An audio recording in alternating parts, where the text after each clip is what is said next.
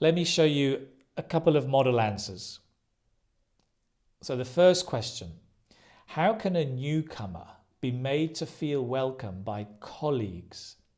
So a newcomer is a new person in a place. And what qualities should a good manager have?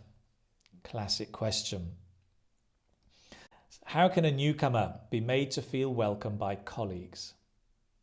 In my eyes, it's always tough being the new kid on the block because everyone is watching you and evaluating you, right? So I guess one thing that always helps is being introduced to people, but one at a time, rather than everyone at once. That way, you can start to build a better bond with colleagues and you're not the center of attention. Otherwise, the typical scenario is you meet everybody at once, you get to know nobody and forget everyone's name. Okay, so in this answer, let's just look at the structure. I'm giving an opinion, right?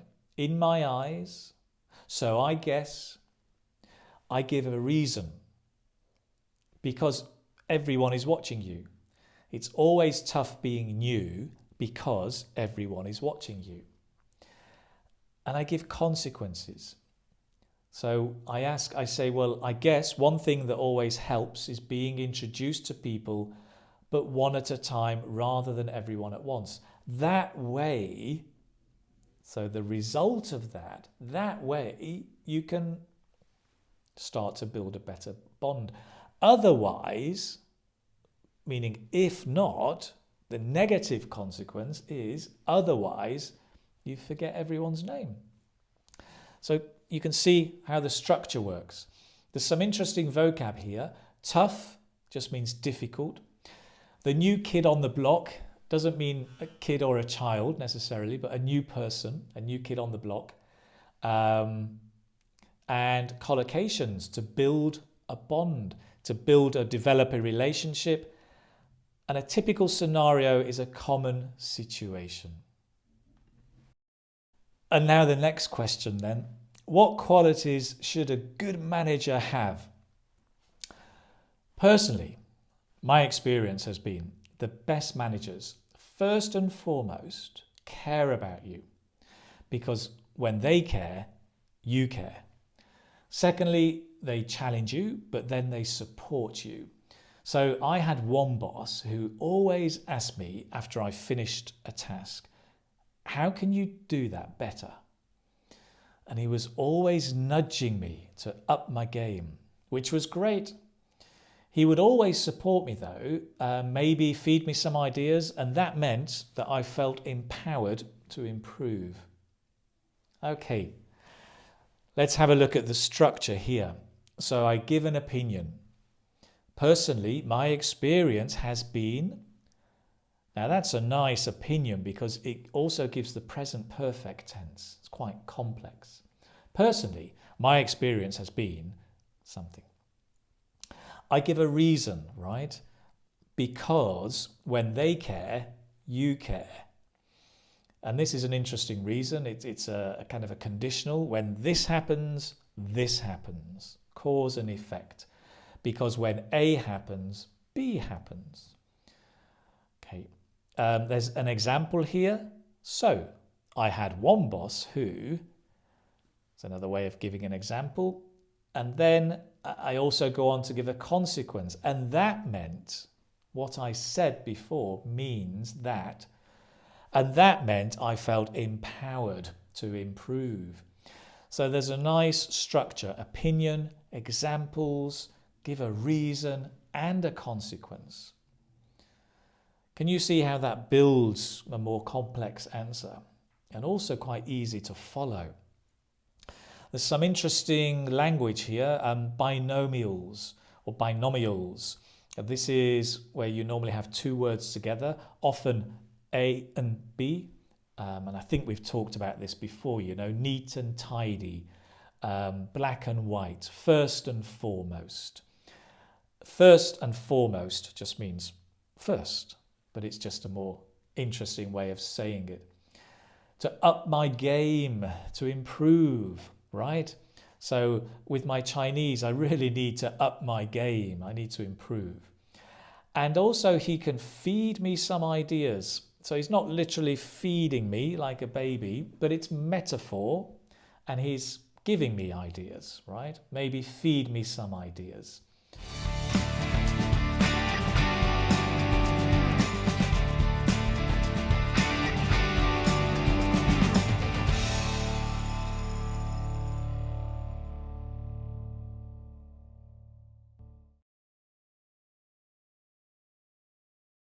Okay, welcome. In this video, we're going to be looking at the topic of work, part 3, practicing chunks.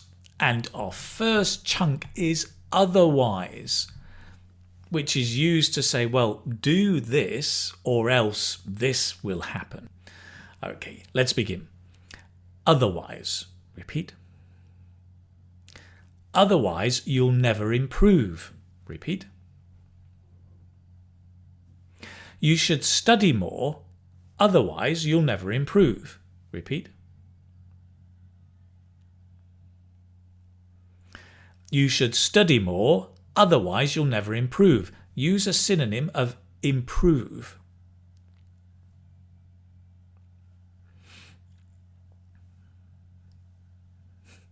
Right, you might say, you should study more, otherwise you'll never get better. You should study more, otherwise you'll never advance. Okay.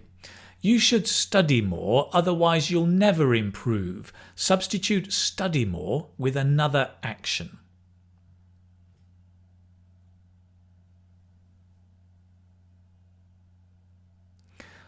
Yeah, you should practice more, otherwise you'll never improve. Or you should work harder, otherwise you'll never improve. Finally, my brother should study more, otherwise he'll never improve. Say something true for you.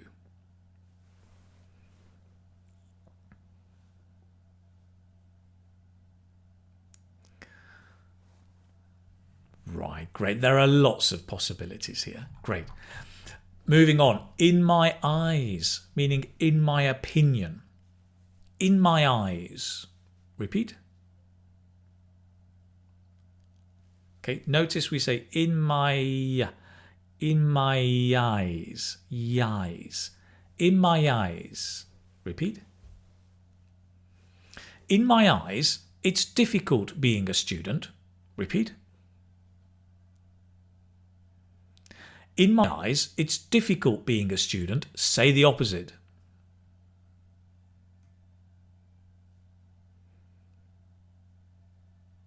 Right, you might say, in my eyes, it isn't difficult being a student, or it's not difficult being a student. In my eyes, it's easy being a student. In my eyes, it's difficult being a student. Use a synonym of difficult.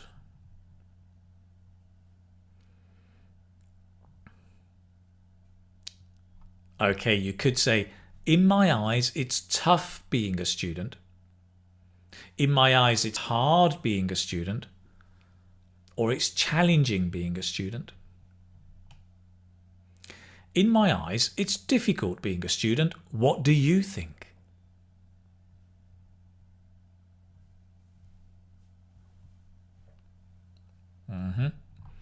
Excellent. Next chunk, first and foremost, meaning first of all, basically. Okay, let's begin. First and foremost. Repeat. First and foremost, I need a coffee in the morning. Repeat. First and foremost, I need a coffee in the morning. Substitute coffee with another noun.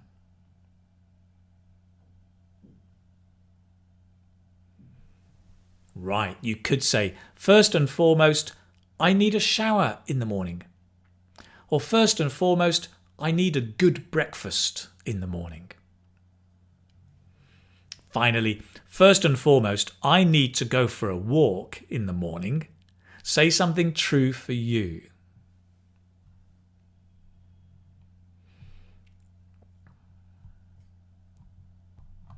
Very nice. Coming up to the next chunk, up my game. To up my game, up to improve or to get better at something.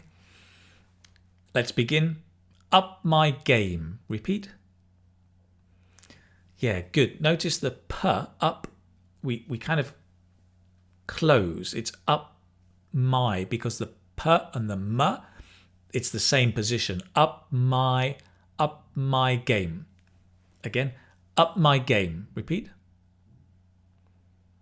I need to up my game. Repeat.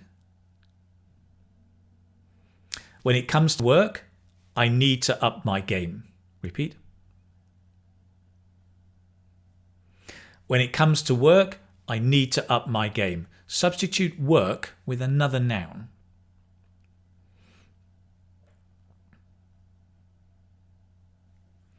Right, you might say, when it comes to studying, I need to up my game.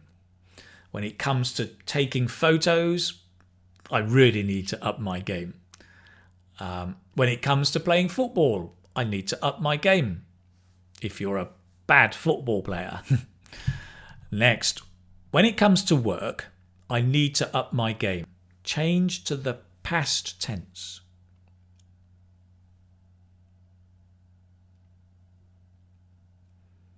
Yep, keep it simple. You should say, when it came to work, I needed to up my game. Okay. When it comes to studying Chinese, I need to up my game, really. Say something that's true for you.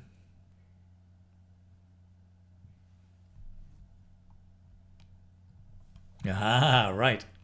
Okay, next one, nudge. Nudge me, meaning to encourage me. Nudge me. Repeat. He nudges me. Repeat. He nudges me to do better. Repeat. He nudges me to do better. Say the opposite. Right, you might say, he doesn't nudge me to do better. Or maybe, he nudges me to do worse. Or, he discourages me from doing better. He nudges me to do better. Use a synonym of nudges.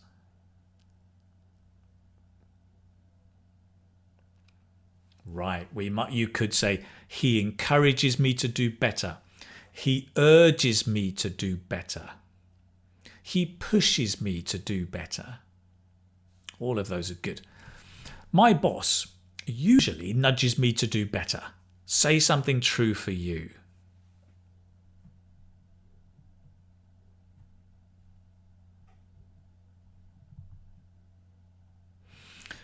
Great. Okay, well done. Nice. That brings us to the end of Chunking for Work, Part 3.